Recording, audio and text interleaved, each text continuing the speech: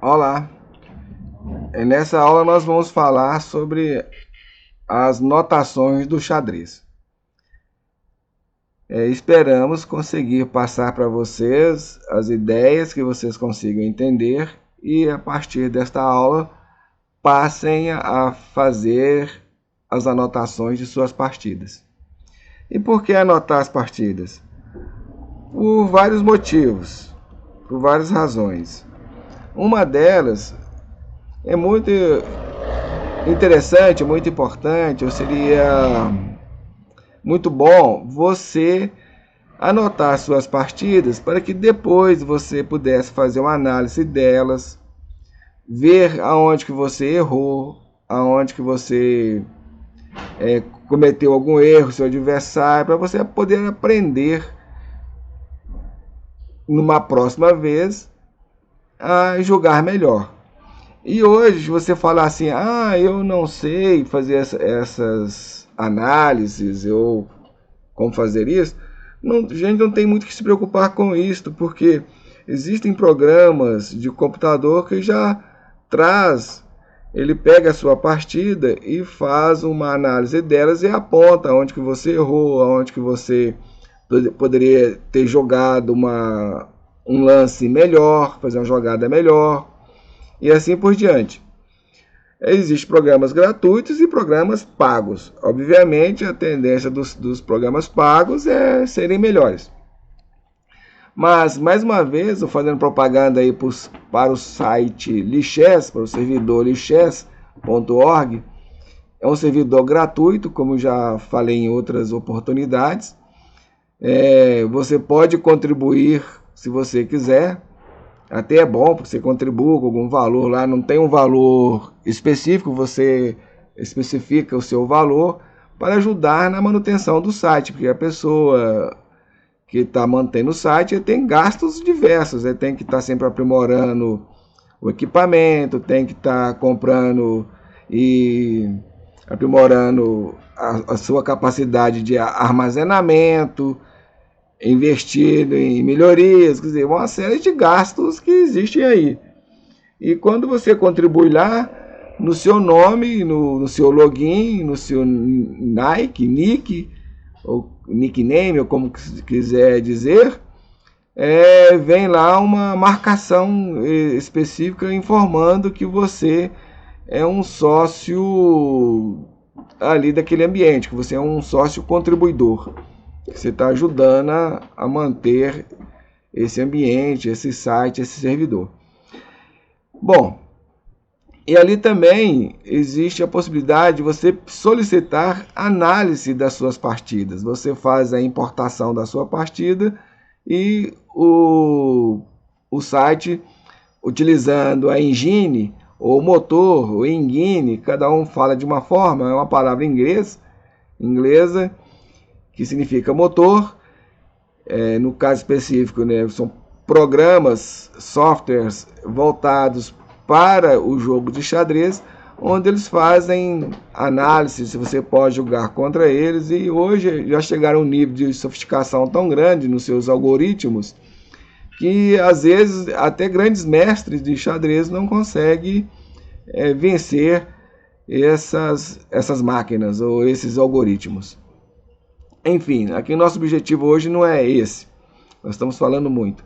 O objetivo nosso aqui hoje é falar sobre a notação ou anotações das partidas de xadrez. Bem, vamos lá. Ao longo do tempo, existiu a necessidade de se fazer anotações das partidas de xadrez. E isso ocorreu desde o início, desde muito tempo atrás, tem uma coisa meio perdida no tempo também, mas desde 1500 já se vinha anotando partidas de xadrez e existiu vários sistemas dessas anotações. Então, no século XVIII, se não me engano, o Ruy Lopes, que foi um dos primeiros autores que escreveu sobre o xadrez, propôs uma anotação chamada de notação algébrica. Eu não vou entrar assim, em muitos desses detalhes históricos, nem técnicos, porque depois vocês procurem isso e fiquem sabendo. Senão o vídeo vai ficar muito longo e muitas vezes muitas pessoas não se interessam em vídeos longos, não. Eles querem coisa mais objetiva. Então vamos tentar ser o mais objetivo possível. Aqui no site da Wikipédia, nós encontramos um resumo em torno desse assunto. Então nós vamos ter que nós temos vários sistemas de notações. Algumas delas são a notação algébrica, a notação descritiva, a notação figurativa, a notação postal. Esse tipo de notação Stan Chess que eu não conheço. E para registrar as posições, nós temos a notação do Forsyth e também temos a FEM. E tem a outra SX-FEM, que é uma extensão dessa notação FEM, e também a GBR e a PGN. Bom, esse tipo de registro PGN e GBR, na verdade, são arquivos mais voltados para a base de dados. Não seria um tipo específico de notação, mas um tipo de arquivo onde vão guardar essas notações. Ok? Então, notação mesmo é a FEM, essa Forsyth e essas outras aqui. Nós vamos tentar, na medida do possível, falar das principais, que é principalmente a notação algébrica, descritiva. A figurativa é muito simples, é o uso de figurinhas. Em vez de indicar a peça, utiliza-se figurinhas para mostrar essa peça. Ok? Então vamos lá. Continuando. Geralmente, quando nós utilizamos um software ou jogamos na internet, alguma coisa assim, fica mais fácil, porque esses programas de computador, esses sites, já fazem a anotação já automaticamente. Não preciso me preocupar muito com isso.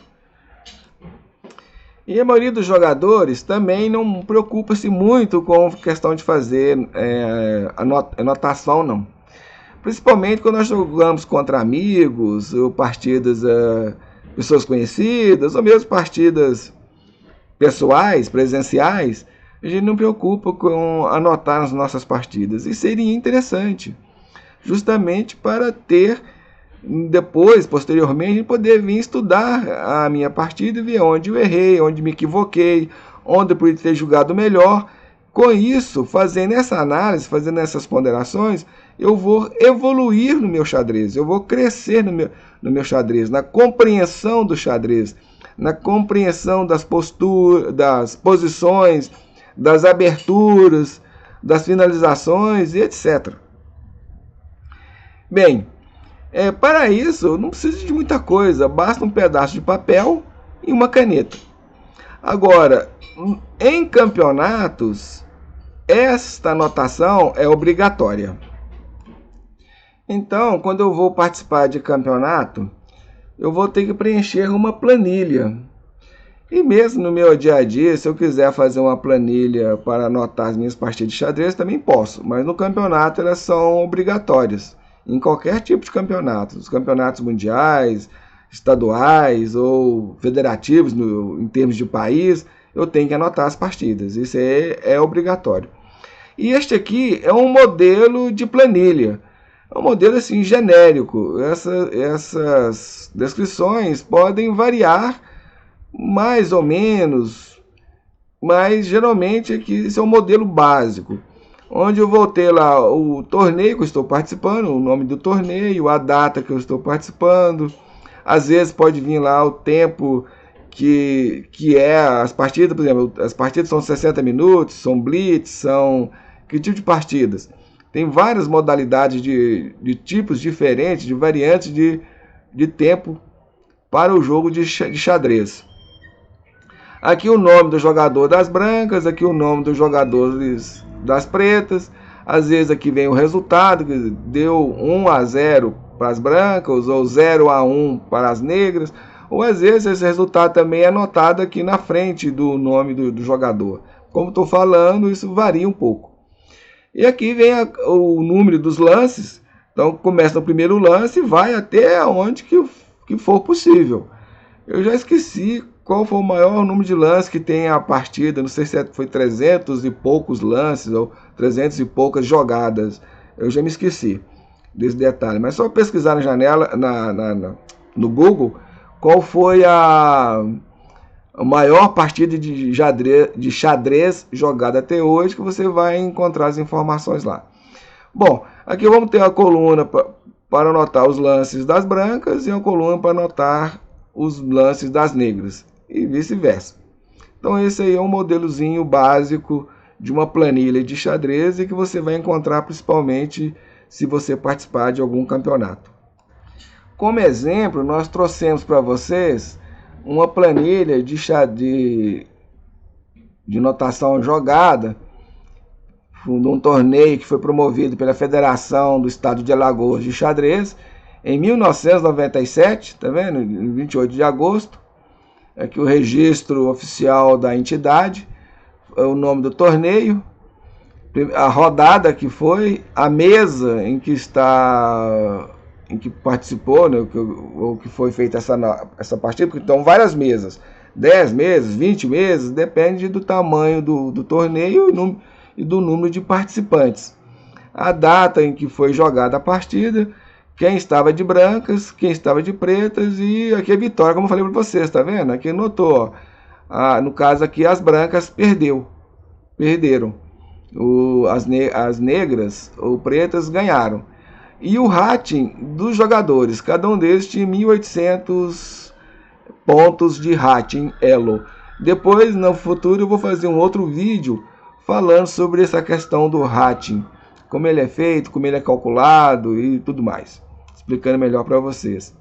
A anotação aqui é a anotação algébrica. Então, ele começou, as brancas começou movendo o peão para C4. Mais na frente nós vamos entender isso melhor quando mostrar para vocês os tabuleiros que é configurado teoricamente ou virtualmente para fazer a anotação. As pretas responderam movendo o cavalo para a casa, não sei se é F ou C6, né? Deve ser F, né? F6. As brancas moveram o cavalo para a casa C3, então C4 é uma inglesa, né? Uma abertura inglesa que o Leonel utilizou. Só para vocês terem uma ideia aí, ok? E aqui nós trouxemos um outro modelo de planilha, onde aqui vai uma planilha aqui do jogador Bob Fischer, jogador famoso, um grande mestre famoso. Essa partida foi jogada em 1956. O número do round, que foi o 8º round, ou 8ª rodada, e o Fischer ganhou. Tá vendo aqui, ó, 0-1, ou seja, as brancas não fizeram nenhum ponto e o Fischer fez um ponto. Então, o Fischer ganhou essa partida. A anotação que ele fez é a anotação descritiva, que é aquela anotação que eu falei que foi definida ou padronizada por Rui Lopes, lá na Idade Média, lá praticamente, lá no século XVIII, alguma coisa assim. Bem, aqui logicamente que a anotação está em inglês. O cavalo, o jogador aqui, Barney, ele jogou o cavalo para a casa, o cavalo do rei, para a casa B3. B3 não é possível. Deve ser C3. O cavalo do rei para a casa, se for o cavalo do rei, tem que ser para a casa F3. Essa letra aqui eu nem estou entendendo direito. Aqui aí o Fischer respondeu com o cavalo também, cavalo do rei para a mesma casa, 63. Tá, esse aqui é um número. Bom, essa notação aqui, dentro dessas notações ainda existe algumas variações, algumas variantes, conforme nós vamos ver. Essa notação aqui, apesar dela ser descritiva, ela é ainda mais antiga do que a notação descritiva adotada atualmente. Então, com certeza aqui seria a casa F, deve ser F6. As brancas responderam com o cavalo do rei, a casa F6.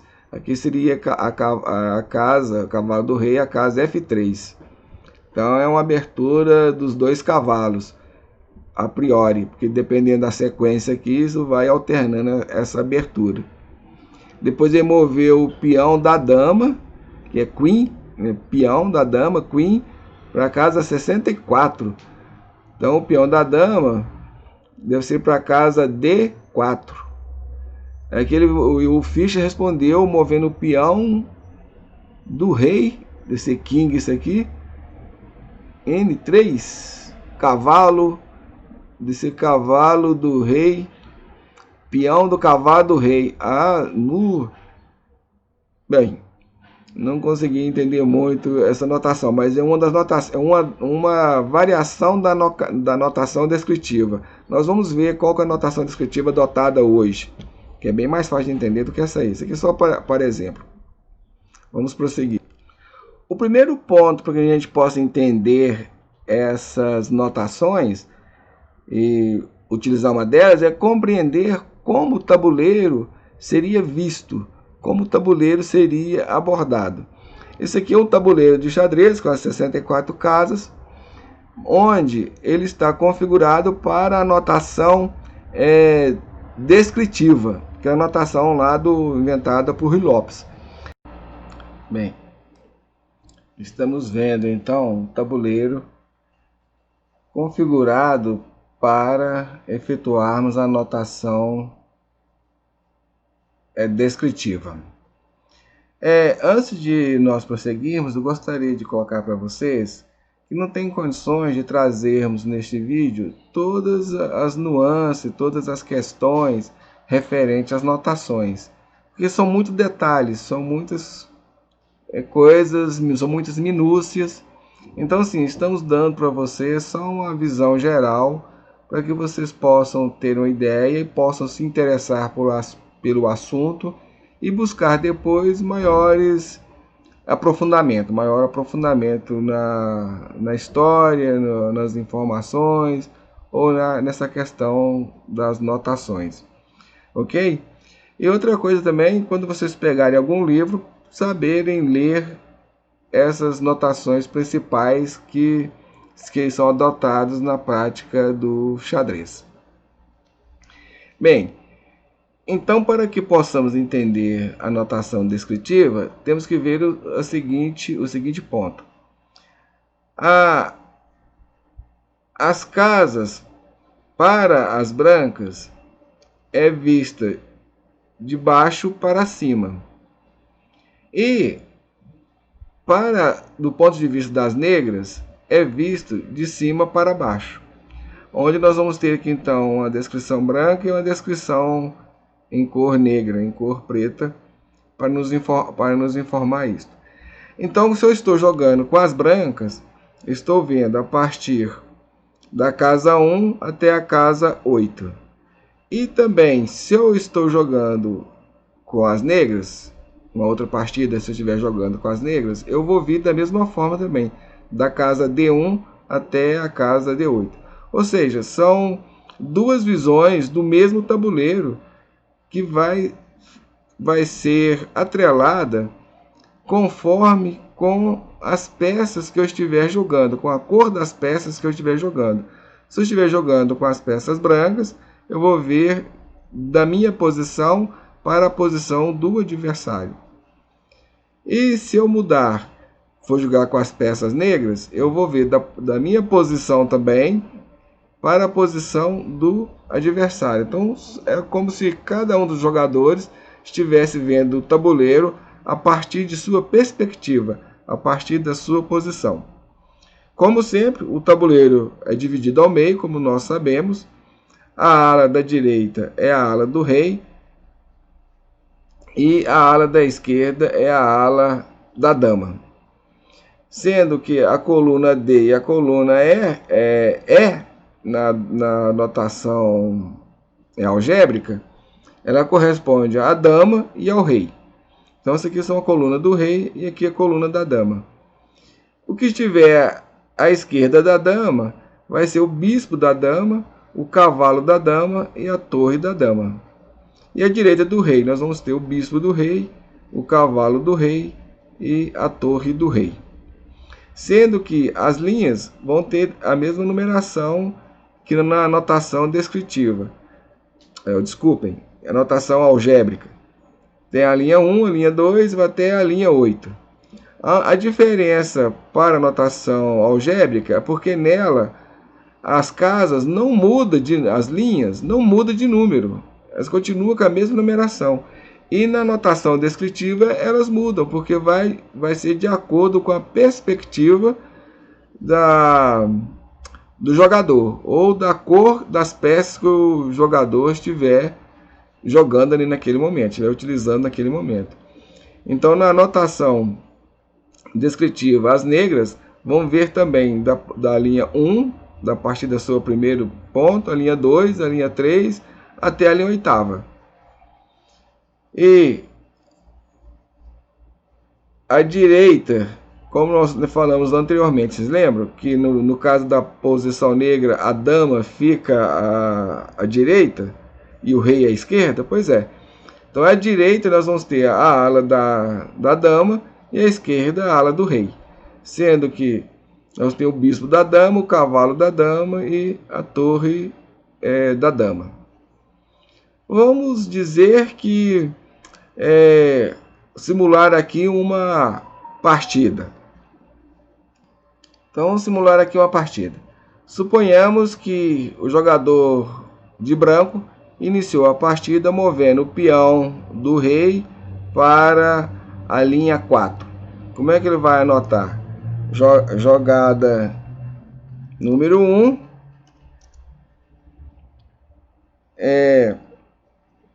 Peão. Aqui, outro detalhe, que na notação descritiva, todas as peças são colocadas a sua letra inicial. Todas elas. E sempre em maiúsculo. Sempre em maiúsculo. Todas em maiúsculo. Então, peão maiúsculo, como eu falei, todas as letras vão ser em maiúsculo. Peão 2R. Quando é no caso outro detalhe também, quando é no caso das peças do rei, você não precisa fazer a referência ao rei. Agora, no caso das peças da dama, é obrigatório fazer referência. Por exemplo, o peão do rei, eu vou jogar para a casa do rei 4. Então, eu vou colocar 4R. Peão, tiro 2 aqui. Peão 4R. Ou seja, o peão do rei eu mover para a casa 4. E digamos que a branca responde também movendo seu peão do rei para a linha 5 ou a casa R5. Como é que ela vai fazer? O peão 5R. Então, é esse tipo de notação. Aí vamos supor que as brancas respondem movendo o cavalo da dama para a casa C3, no caso da notação algébrica. Aqui seria o cavalo de D1 para a casa bispo da dama 3. Como é que eu anotaria isso? A peça, cavalo, dama, tem que indicar que é o cavalo da dama, movendo para bispo 3 ou 3B.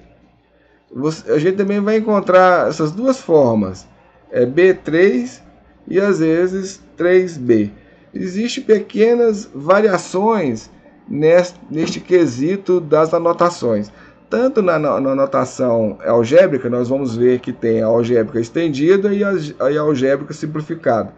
Aqui também, na notação descritiva, nós vamos encontrar muitas variações. Aliás, mais variações do que na notação algébrica. Aqui, por exemplo, muitas vezes tem alguns autores que colocam um hífen desse jeito assim, ó, indicando antes do hífen a peça que nós estamos movendo e depois do hífen o destino dela. A gente vai encontrar assim. Então, de acordo, às vezes vocês vão encontrar alguns livros, os livros mais antigos, que vêm com este tipo de notação. Aqui no caso, por exemplo, seria assim, ó, cavalo-dama para a casa 3 do bispo, ou seja, a coluna do bispo, né, coluna do bispo, na terceira linha. Bem, é isso. Só para vocês terem uma ideia de como é essa notação. Ok? Vamos seguir em frente. A anotação descritiva, ela é muito mais simples, não tem firulas, é muito mais fácil de entender, porque o tabuleiro, tanto para as negras quanto para as brancas, a abordagem é única, porque o número das casas não vão mudar de acordo com a perspectiva que o jogador adotar. Se for a partir do ponto de vista das negras, a casa D8 vai ser sempre D8, independente se o jogador está sentado aqui ou está sentado aqui do lado de baixo. Da perspectiva aqui não altera. Então, a numeração vai começar em A1 e terminar em H8. Sendo que essa composição é a mesma, tanto para o jogador de branca quanto para o jogador de negras. Como nós vimos no tabuleiro anterior, essa perspectiva na notação descritiva, ela muda. Ou seja, as negras têm a sua notação própria e as brancas têm a sua notação própria, que cada um aborda o tabuleiro de acordo com a sua perspectiva. No caso da notação descritiva, essa casa aqui vai ser da torre das brancas, torre da dama 1, e aqui vai ser a casa da torre da dama 8. E já a partir da perspectiva das negras é o contrário. Aqui vai ser a casa da torre do rei 1, aliás, desculpe, rei da dama, né? 1, e aqui a 8. Não é isso? Exato. Aqui, ó. Então aqui é a das negras. Essa aqui vai ser a casa da torre da dama 1 e a casa da torre da dama 8. E as brancas vai ser o contrário. Aqui é a casa da torre da dama 1 e aqui a casa da dama, torre da dama 8. Já na notação algébrica, não. A casa vai ser sempre a mesma, independente da perspectiva que você está adotando. Vai ser sempre a mesma, sem alterações. Ok?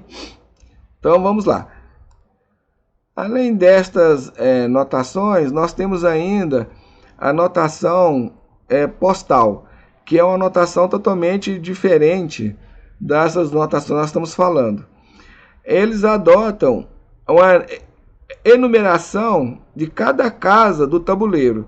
Então aqui é a casa 1, 1, quer dizer, é a coluna 1 e linha 1. Aqui é a coluna 1 e linha 2. Aqui é a coluna 1, linha 3. Aqui é a coluna 1, linha 4. Assim até a coluna 1, linha 8.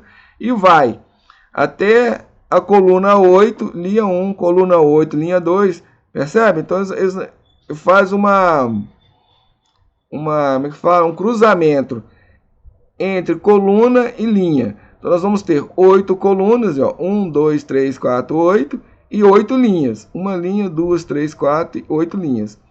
Então, quando eles vão anotar, eles falam 32, 34.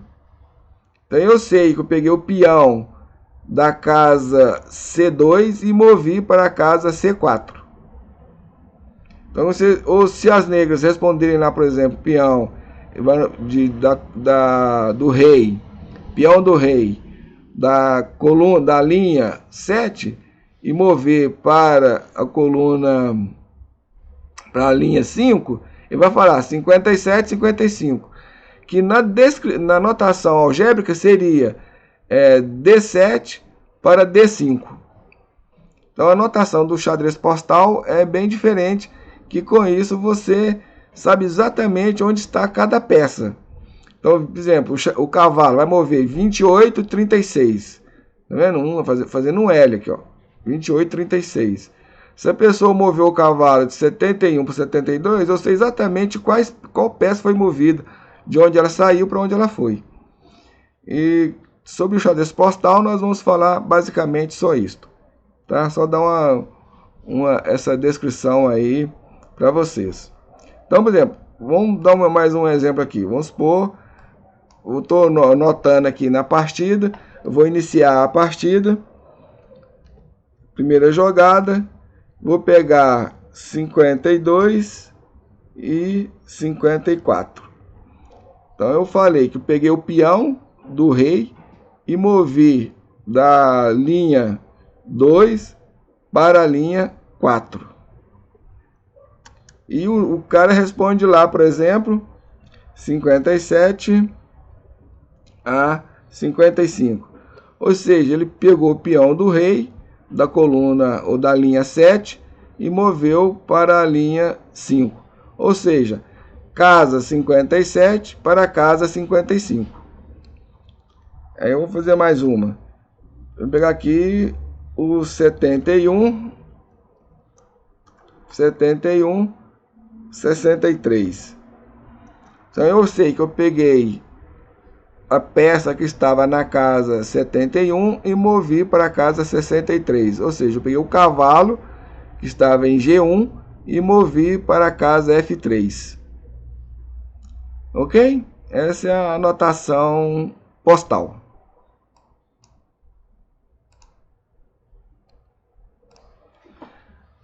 Agora, tem uma anotação especial que a gente vai anotar, é mais voltado para a gente anotar posições. Então, veja bem, eu tenho essa posição aqui no tabuleiro e quero anotar essa posição. Como é que eu faço? Bom, tem uma técnica, uma anotação específica para isso, que é chamada anotação FEM, ou código FEM. Como é que ele é feito?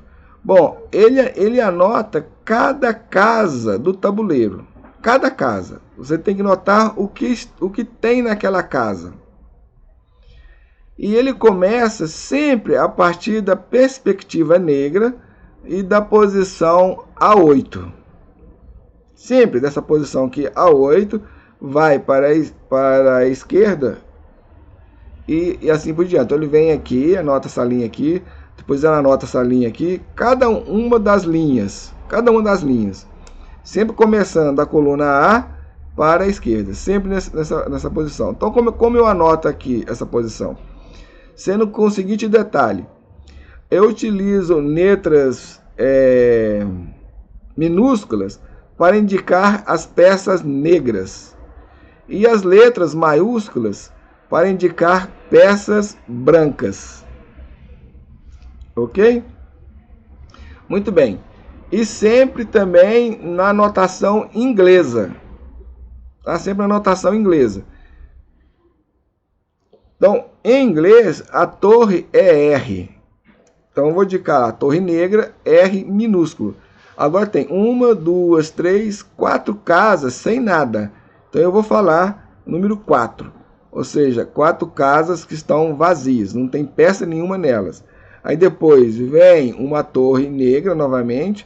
Aí vem o rei em inglês é K, de king, de rei. E uma casa vazia. Então eu coloco o número 1. Para indicar que eu cheguei ao fim dessa linha, eu ponho uma barra. Então eu indiquei que terminei a primeira linha. Agora eu vou anotar a segunda linha. Então na segunda linha eu tenho um peão negro, a letrinha P de peão minúsculo. Vou ter um bispo, então a letra B de bispo minúsculo. Tem uma casa vazia. Tem um cavalo, que em inglês é N. Um cavalo, uma casa vazia, 2 peões e mais uma casa vazia. Aí eu terminei a segunda linha, fechando com uma barra. Vou anotar a terceira linha. A terceira linha tem uma casa vazia, tem um peão negro, duas casas vazias, um peão negro, seguido por um cavalo, uma casa vazia e um peão negro. Aí uma barra indicando que eu finalizei a terceira linha. Aí eu vou anotar a quarta linha. Na quarta linha eu tenho duas casas vazias, um peão negro e 5 casas vazias. 1, 2, 3, 4, 5. 5 casas vazias. 5 casas vazias e terminei a anotação da quarta linha. Eu vou anotar agora a quinta linha. A quinta linha tem duas casas vazias, um bispo branco. Então a letra maiúscula indica que é uma peça branca. A letra maiúscula indica uma peça branca. Uma casa vazia, um peão branco. Então, letra maiúscula. A partir de agora, todas as peças vão ser brancas, então eu ativei o Caps Lock para sempre sair a letra branca. Bom, tem um peão branco e mais 3 casas vazias. Uma barra finalizando a anotação da quinta linha. Vou anotar a sexta linha, da perspectiva das negras. Né? Anotar a sexta linha. Tem um peão branco, sempre letra maiúscula, uma casa vazia, um peão branco, uma casa vazia, a dama, que em inglês é Queen, com a letra Q, um cavalo, que é a letra N, uma casa vazia e um peão branco. Mais uma barra finalizando a sexta linha. Vou anotar a sétima linha. Uma casa vazia, um peão, um bispo branco, 3 casas vazias, seguido de 2 peões lá, 2 peões brancos, são letras maiúsculas, uma casa vazia. Finalizei a sétima linha. Agora eu vou anotar a oitava e última linha. Ela começa com uma torre, que é a letra R, maiúscula porque é branca, seguida de 3 casas vazias, mais uma torre branca maiúscula, então a letra maiúscula, mais uma casa vazia, o rei branco é o K maiúsculo, indicando que é o rei branco, e uma casa vazia. Agora eu vou indicar quem vai jogar, se é as brancas ou a negra. Quem é a vez de jogar agora, branca ou negra? Então eu vou indicar com a letra minúscula, se for brancas que vai jogar agora, então a letra W. Se for as negras que vai jogar agora, então a letra B de black. Então essa letrinha no final deixa um espaço. E na última linha eu não coloco barra nenhuma, deixo em branco. Então finalizo só com espaço. Indicando qual é a vez de ser jogado. Se é a vez das brancas ou se é a vez das negras. Essa então é a anotação FEM. Ok? Anotação da posição, de posições. Entender essas notações é muito importante, principalmente na leitura de livros. Tem livros que eu vou encontrar na anotação descritiva, principalmente esses livros mais antigos, eles estão editados com anotação descritivas. Os livros modernos, eles já adotam a descrição algébrica, que é muito mais fácil de ser entendida, como nós vamos ver. Aqui está um exemplo de um livro do Fred Seinfeld, sei lá como é que pronuncia corretamente o nome dele. Bom, mas não importa. Importa que ele utiliza aqui a anotação descritiva. Aqui nós temos o exemplo. Jogada 1, jogada 2, 2 jogadas. Aqui o tabuleiro como resultado final dessas jogadas, onde ele moveu peão da dama, né, peão 4 dama. Ou seja, peão 4 dama. Ou seja, o peão da dama para a casa ou a linha 4. E o adversário respondeu, peão 3 rei.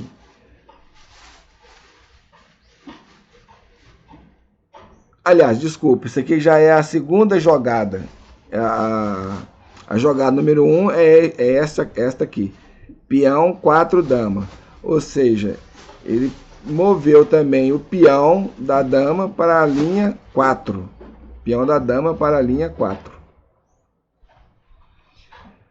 E o Fred respondeu na segunda jogada, movendo o peão do rei para a linha 3. Peão do rei para a linha 3. E nós encontramos também essa descrição aqui, às vezes invertida. Tá? Pode vir aqui, ó, PD4, ou seja, peão dama 4. E pode ser também PR3, peão rei 3. Tem como eu falei para vocês, existem pequenas variações nessas notações. Vamos ver mais uns 2 lances para a gente poder entender melhor. Aí na segunda, e outro detalhe, quando, no caso aqui, por exemplo, esses pontinhos indicam que a branca não teria jogado, ou jogou está anotado no lance anterior. A gente está anotando a partir do lance negro. Aqui no caso, por exemplo, eu notou um lance branco e o lance negro vai prosseguir em outro ponto. É esse que indica isso aqui. Bom, então na segunda jogada, como nós já vimos anteriormente a jogada branca, vamos ver agora a jogada negra. A jogada negra, ele moveu o cavalo do bispo do rei, cavalo bispo, o ar é bispo, isso está em espanhol. Então, em espanhol, o bispo é indicado com a letra A, e do rei. Então, ele moveu o cavalo do bispo do rei para a linha 3. Cavalo do rei para a linha 3. Por isso é que muitas vezes o xadrez postal adotou uma descrição específica, porque às vezes fica meio confuso esse tipo de anotação, concorda? Ele pegou o cavalo do rei e moveu para a casa do bispo, para a coluna do bispo, na linha 3. Ele pegou o cavalo do rei, moveu para a coluna do bispo, na linha 3. Então, lembrando que essa aqui é a perspectiva negra. Lembra que lá anteriormente nós vimos que o negro anota linha 1, linha 2, linha 3, é assim até o oitavo, e o branco é o inverso, linha 1, linha 2, linha 3, até o oitavo. Lembram disso? Pois é. Aí a terceira jogada, ele moveu o bispo da dama para a coluna 3. Coluna 3 da dama, né? Então o branco moveu o bispo para a coluna 3 da dama. Coluna 3 da dama. Coluna dama e linha 3. Ele moveu o bispo. Quando não há indicação aqui, é o bispo do rei. O bispo da dama sempre é obrigado a indicar, mas como é o bispo do rei, não há necessidade. Então o bispo do rei, ele moveu para a coluna da dama na linha 3. Ou seja, o bispo do rei foi movido para a coluna da dama na linha 3. Bem complicadinho, né? E as negras responderam essa jogada aqui, está um pouco mais abaixo essa descrição. Deixa eu subir aqui um pouquinho. Está aqui, ó. E as negras responderam, movendo o peão para a coluna do rei para a linha 3. Então, o peão da coluna do rei para a linha 3. São as negras que moveram. Ok? Só para ter uma ideia, depois nós vamos ver isso um pouquinho melhor. Vamos ver agora essas jogadas em notação do xadrez postal. Então, eu movi da peça da coluna 4, da linha 2, para a linha 4, coluna 4. Então, linha coluna e linha, ou seja, 42, 44. Então, movi a peça da casa 42 para a casa 44.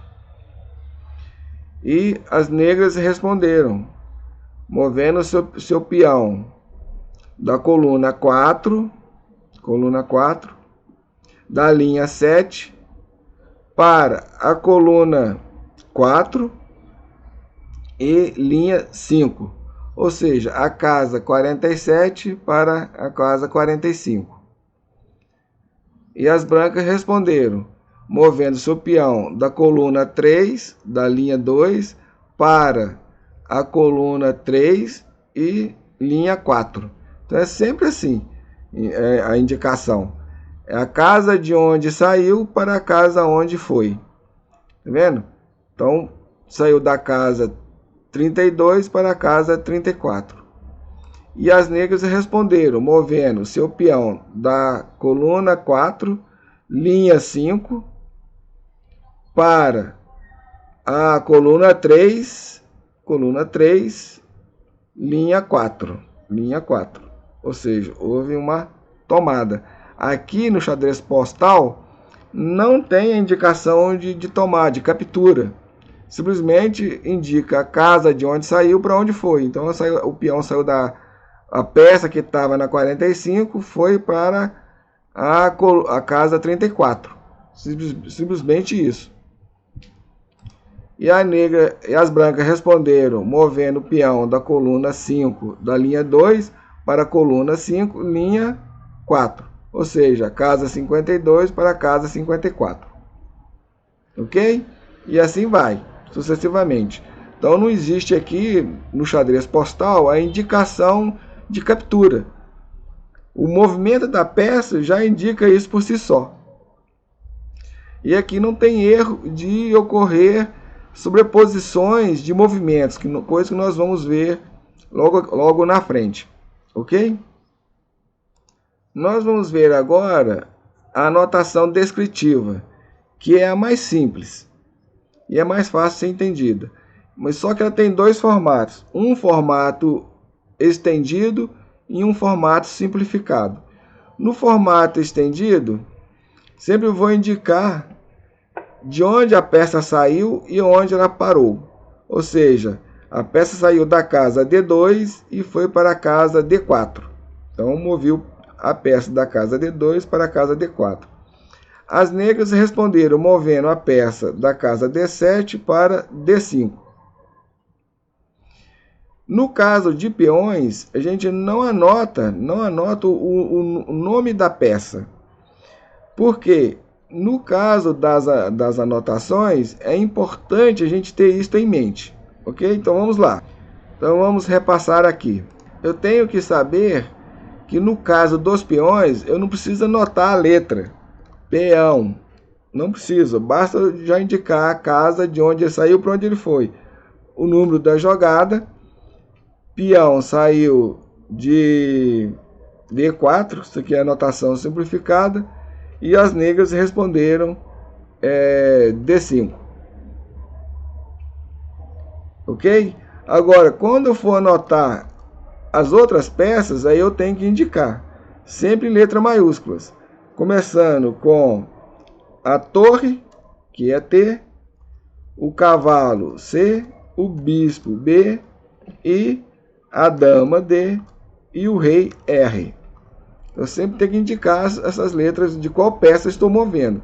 No caso dos peões, eu não preciso indicar a peça que eu estou movendo. Ok? Então vamos continuar então. Depois as brancas responderam movendo o peão de C2 para C4.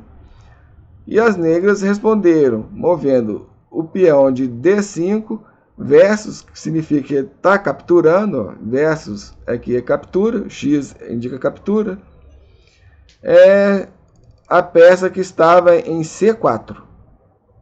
Então, sempre na anotação descritiva eu vou saber quando é uma captura, porque o X vai indicar essa captura. Essa aqui, então, é a anotação descritiva estendida, mas fica um pouco confuso. Aí o que o pessoal fizeram? Ah, não, vamos simplificar isso. tornar essa descrição mais fácil, a gente bater o olho e já enxergar, ficar mais simples. Onde surgiu a notação descritiva algébrica simplificada. Ou seja, só indico a casa final da peça. Eu movi então o peão para D4. Fica bem mais simples, tá vendo? As negras responderam movendo o peão para D5. As brancas responderam movendo o peão para C4. As negras responderam com uma captura, com uma tomada, ou seja, o peão de D capturou o peão em C4. E as brancas responderam movendo o peão para E4. E as negras, por sua vez, responderam movendo o cavalo para C6. Cavalo para C6. E as brancas responderam movendo o bispo tomando em C4. O bispo tomando em C4. Ok? Só que aí surge algumas vezes algumas complicações. No caso do bispo, é mais simples porque o bispo ele sempre incorre um na diagonal branca e outro nas diagonais negras. Então, um nas diagonais negras e o outro nas diagonais brancas. Então, não vai dar sobreposição. Já a dama e o rei são peças únicas, não tem problema. Mas, às vezes, vai acontecer alguma sobreposição entre as torres e os cavalos. Porque todos dois podem se mover tanto para casas brancas quanto para casas negras. No caso dessa partida, a pessoa queria mover a torre para a casa D8. Mas quais das torres ele quer mover para cá? Essa torre do lado do rei ou a torre que está na coluna B? Aí ele tem que indicar isso. Qual das torres? Porque pode ser qualquer uma das duas. Ele vai indicar para o seguinte aqui, ó. Torre de B para a casa D8. Aí então eu sei que estou movendo a torre de B para a casa D8. E assim também ocorre com o cavalo.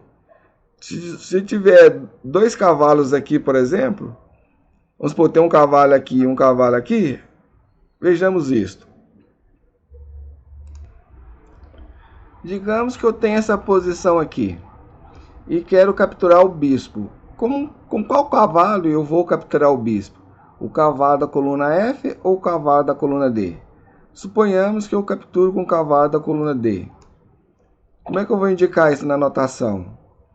Cavalo da coluna D versus E6. A casa E6. Ok? Outro ponto também interessante é o pessoal fala assim, o E passando. O E passando na notação não é complicado. É a mesma coisa. Digamos que eu tenho essa posição aí. E as negras movem. Aí eu vou pegar o peão de G e mover para a casa G4. Então eu estou passando pelo peão negro de F4. Aí eu dei às negras a opção de tomar em passant, ou seja, de passagem ou não. Como é que eu faço isso? Se eu estudei a jogada e verifiquei que é boa, a jogada seria interessante para mim fazer essa tomada, porque nós temos que lembrar que no xadrez as capturas não são obrigatórias, com exceção de algumas situações. Zug-zwang, ou quando a jogada é única. Aí, continuando, então eu vou tomar em passant. E a anotação é normal, ou seja, o peão de F capturou o peão de G3. Com a diferença que nesse caso aqui, Então eu verifiquei, joguei o peão para G4. As negras vão avaliar se tomar esse peão em E passant é vantajoso para elas. Se forem, elas tomam. Esse é o E passant. A notação é normal, ou seja, o peão de F capturou o peão de G3. Eu venho cá, capturo o peão negro. Então o peão de F capturou o peão de G3. A notação é normal, não tem outros detalhes diferentes nessa tomada de en passant, não. É normal. Outra dúvida que surge muitas vezes é a promoção. Vamos ver uma posição. Digamos que tenho essa posição aí. E é a vez das brancas jogarem. E as brancas jogam o peão e automaticamente, no caso do programa aqui, já está configurado para ser promovido para a dama. Eu posso configurar para ele me perguntar para qual peça eu quero que promova. Se cavalo, se torre, se bispo, e vai por aí afora. O mais normal é promover a dama, e algumas exceções, dependendo da posição, promover em cavalo, bispo, aí depende da posição que se encontramos. E qual que é o melhor na estratégia lá e no dar o mate no rei adversário. No caso, promovemos para a dama. Como anota isso? A notação é essa. C8, o peão que estava em C8, foi para casa, o peão que estava em C7, né?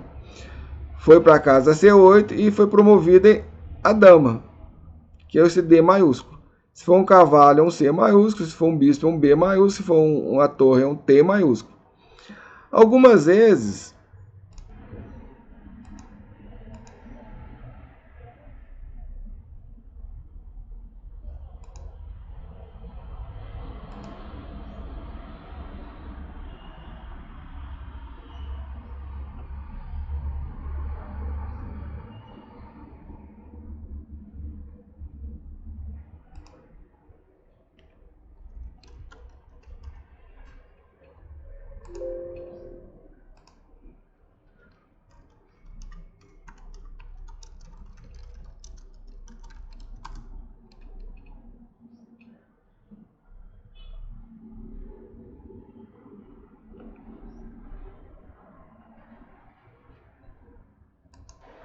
E para finalizar essa aula, vamos falar dos símbolos especiais que é utilizado na notação. Alguns deles são fundamentais, são os principais para a gente guardar e ter em mente, que são esses aqui em cima. Os de baixo, esses outros símbolos aqui, não tem tanta necessidade, porque isso aqui tem a ver com as questões de análise. Quando nós vamos analisar as partidas, a gente utiliza desses símbolos. Mas esses outros aqui são importantes de ter em mente, que são o símbolo do cheque, que tanto pode ser o sinal de sustenido ou dois símbolos de mais. Eu prefiro mais usar o sustenido, porque o símbolo de mais já é utilizado no cheque. Então, para não ficar confundir essas duas coisas, coloca o sustenido, que é o símbolo de mate.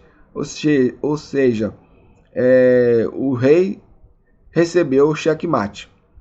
Mas você pode usar tanto o sustenido quanto os dois mais. Mas eu prefiro mais sustenido. E é uma questão de gosto. Tem gente que prefere mais. O símbolo de mais já é o cheque. Quando eu dou o cheque no rei, eu tenho que avisar. Se o rei está em cheque. Nas jogadas presidenciais eu falo cheque. Se for mate, eu falo checkmate. Na captura, utilizo o X. Então, um exemplo aqui, ó, bispo versus cavalo. No símbolo de cheque, eu tenho lá torre é um cheque. Já esses símbolos de E passant, captura em passant, como eu já mostrei para vocês, a gente não utiliza isso na anotação, não. O ROC, esse aqui é muito importante. Então, o 0, traço, 0, hífen, é o ROC pequeno. 0, hífen, 0, hífen, 0 é ROC grande. Então nós temos dois tipos de ROC. Depois, mais para frente, nós falamos sobre isso. e o símbolo de igual, que a gente pode usar na promoção. Mas esse símbolo de igual também, na descrição, a gente usa muito pouco. A gente usa esse símbolo de igual mais nas análises, para indicar que a posição está igualada. Ou seja, existe equilíbrio entre o jogo negro e o jogo branco. Ok? Enfim, é isso. A aula ficou um pouco grande, mas em função do tema, realmente não tinha como fazer isso mais curto. O tema realmente é um pouco mais longo. Espero que vocês tenham gostado e que a partir de agora não tenham mais dúvidas sobre esses pontos. E qualquer coisa é só rever a aula para guardar na memória as informações dadas, aí vocês já estão tinindo aí no aspecto teórico. É isso, até uma próxima vez. Tchau.